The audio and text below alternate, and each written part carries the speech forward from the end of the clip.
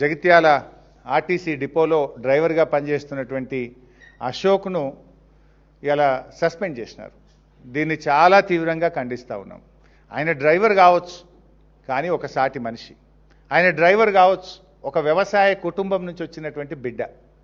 ఒక వ్యవసాయ కుటుంబం నుంచి వచ్చినటువంటి బిడ్డగా ఇలా రాష్ట్రంలో రైతులు బాధపడుతున్నటువంటి విషయాన్ని దృష్టిలో పెట్టుకొని ఆయన ఒక మాట మాట్లాడినారు.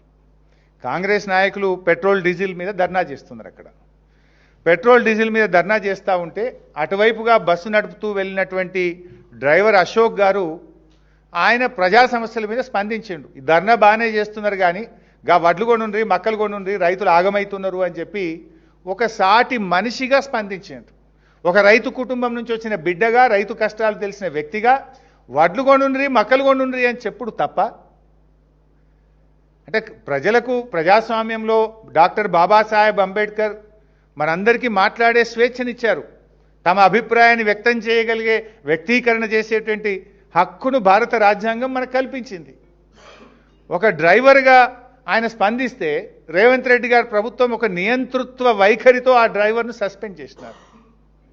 ఆ సస్పెండ్ను వెంటనే ఉపసంహరించుకోవాలని మేము ప్రభుత్వాన్ని డిమాండ్ చేస్తూ ఉన్నాం.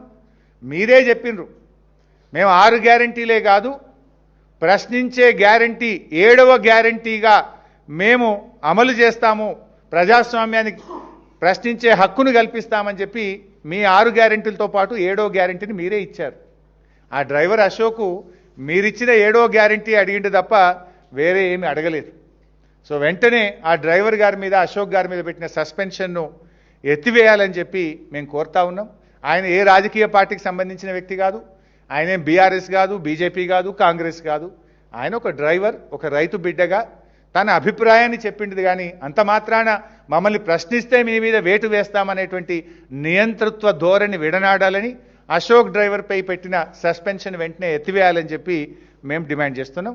ఒకవేళ ప్రభుత్వం దిగి రాకపోతే అశోక్ కుటుంబానికి బీఆర్ఎస్ పార్టీ అండగా ఉంటుంది. న్యాయ పోరాటానికైనా, ప్రత్యక్ష పోరాటానికైనా బీఆర్ఎస్ ఆయనకు న్యాయం జరిగేదాకా ఆయన వెంట ఉండి పోరాటం చేస్తుంది.